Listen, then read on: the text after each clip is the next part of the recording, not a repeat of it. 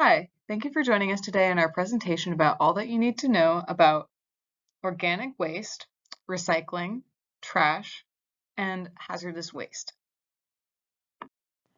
First, let's take a brief look at what we will be discussing here today. We'll be covering new state laws and international policies that affect recycling and organic waste services.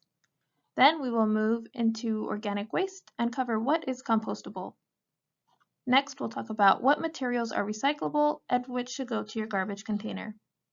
And finally, we'll talk about your disposal options for hazardous waste and other special items. So let's jump in. California has gradually been rolling out recycling legislation over the past decade to help California residents and business owners adapt to achieve state climate goals.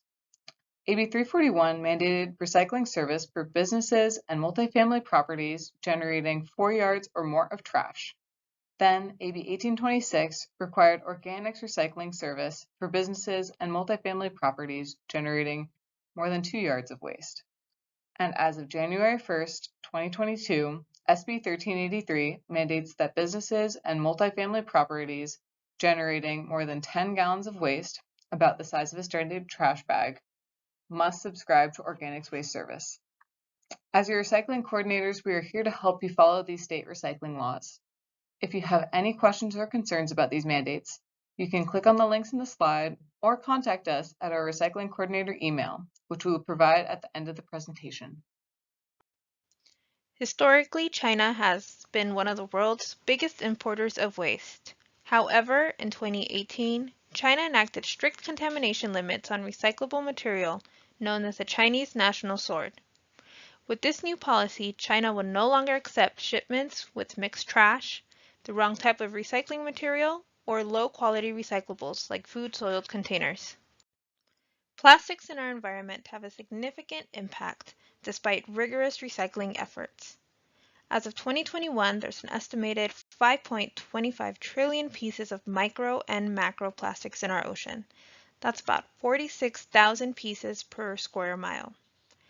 Additionally, humans consume an average of 5 grams of plastic per week. The long-term effects of plastic consumption are still not understood. Food waste that is sent to landfills also negatively impacts our environment, and is the issue that SB 1383 aims to address. Food waste alone accounts for approximately 17 to 18% of the total landfill disposal. As this material decomposes, it produces methane gas, a potent greenhouse gas that accelerates climate change. SB 1383 addresses food waste management and acknowledges the environmental impacts of food waste in landfills. By focusing on reducing food waste through measures such as edible food recovery and organic waste recycling, this legislation aims to mitigate the methane emissions, curb climate change, and alleviate the strain on landfill capacities. And now on to organics waste recycling. SB 1383 has raised many questions about what is considered organic waste. Organic waste is any material that is naturally produced and can naturally degrade into soil. This includes any food scraps, food-soiled paper towels, paper plates, meat and seafood leftovers, bones, unpainted and untreated wood waste, and leaf, grass, and tree trimmings. Here's a visual reminder of what materials are not acceptable in your green waste container. Remember that metals, plastics, and glass should be directed to your recycling container.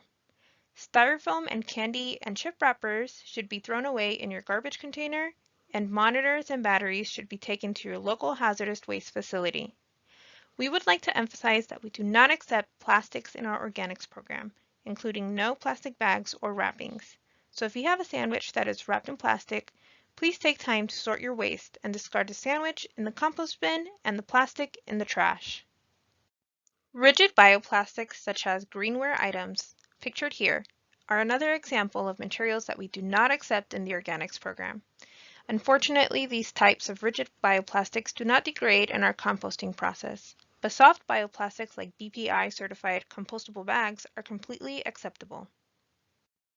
Here's a guide on the acceptable takeout packaging materials. Fiber-based products like paper bags, paper cups, and paper clamshells are all accepted in our organics program. Single-use plastics like sauce cups and plastic to-go boxes should be discarded as trash.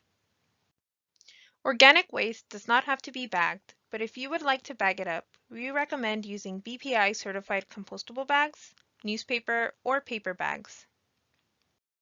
When we collect your organics waste container, we take it to our Golden Bear transfer station where it is grinded, put in rows, and rotated with water, air, and sunlight to help aerobic bacteria break down the material into nutrient-rich soil.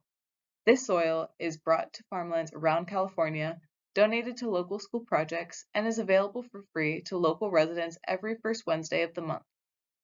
SB 1383 is intended to divert food waste and yard waste away from the landfill to recover these materials for important use in our community, as well as to reduce the production of harmful air pollutants like methane gas.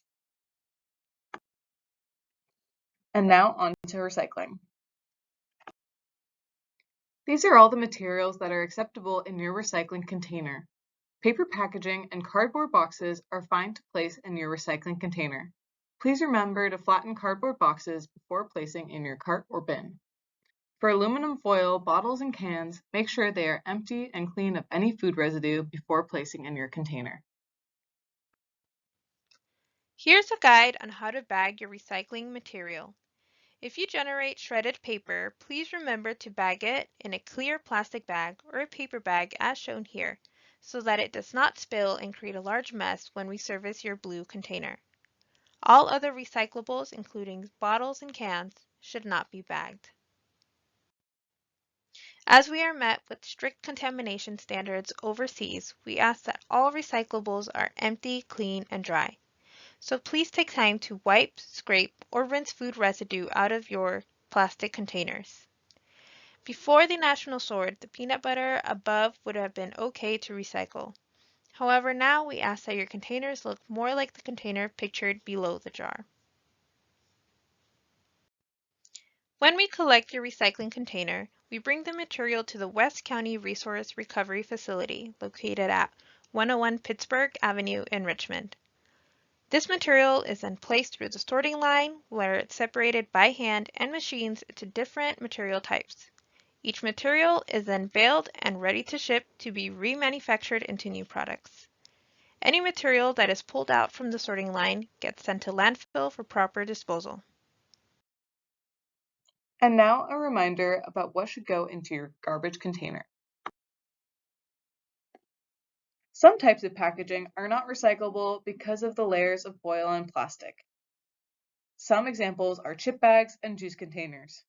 Medical masks, styrofoam products, plastic utensils, and broken glass should also be directed to your garbage container. Here are examples of packaging that might appear as recyclable but should be discarded as trash. Many mailers are made with layers of low-grade plastic, making them hard for us to recycle. Paper mailers should also be discarded as trash as many contain a styrofoam lining. You can double check by ripping back a layer to confirm. Only cardboard boxes should be placed in the recycling. Here's a diagram of a modern landfill. Before any waste fills the site, a landfill is prepped with 2 clay layers and a draining system to protect the groundwater and the surrounding areas from leachate that may result from the decomposing waste. As waste is dumped and buried in the landfill every day, any leachate that is generated is treated nearby at a water treatment facility. Methane gas is also monitored and captured to produce electricity. Once landfill reaches capacity, it is closed off and covered with vegetation. Leachate and methane gas will continue to be monitored for years to come after the landfill is capped. To protect groundwater and the surrounding environment, it's important not to discard any hazardous waste in the garbage. That leads us into the final waste stream, hazardous waste. Here we'll help you identify some common hazardous waste materials and how to properly dispose of them. Computer monitors, medical supplies, laptops, solvents, cooking oil, paint, and batteries are all examples of hazardous waste. If your business generates any used cooking oil, do not throw this down the drain as it will lead to serious clogging and pipe damage. We collect used cooking oil at our hazardous waste facility to recover as biofuel. Besides hazardous waste, Pinole residents can drop off up to 3 clean mattresses per month at the Household Hazardous Waste Facility. Proof of residency is required. You can drop off your hazardous waste and mattresses to our HHW facility at 101 Pittsburgh Avenue in Richmond for no additional cost. Here are the hours and directions. Please remember to bring proof of residency. As a reminder, each year Pinole residents are allowed up to 2 15-bagged cleanups and 1 bulky item cleanup. Limits do apply, so please visit our website or call the Republic Services customer service line for more information. And now we will cover the questions and answers from our live webinar. So the first question was, are paper receipts recyclable? And yes, it is okay to put your paper receipts in the recycling container. Next, do strings on face masks need to be cut before throwing them away? We recommend cutting the strings from your face mask to help avoid any animals from getting tangled in the mask, just in case they end up in the environment. Why is cooking oil considered hazardous? Although this material is accepted at the HHW facility, it is not technically hazardous. We offer this as a safe disposal option to discourage people from pouring cooking oil down the drain. How long does it take for compostable plastics to break down? Research suggests it takes about 6 months for compostable plastics to fully break down. Our compost process is about 60 to 90 days, and this material is often screened out before it is fully able to break down in our system. Can cooking oil be placed in the organics container?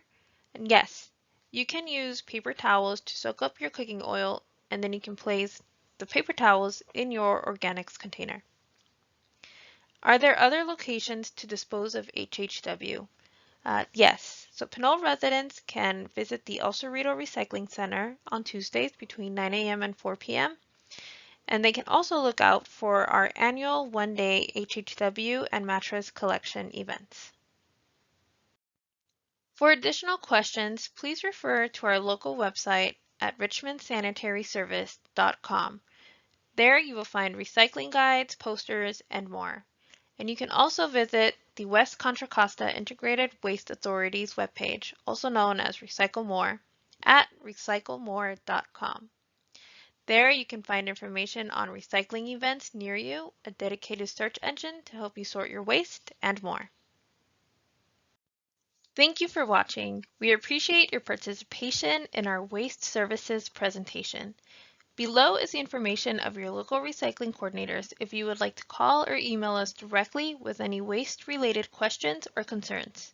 Thank you.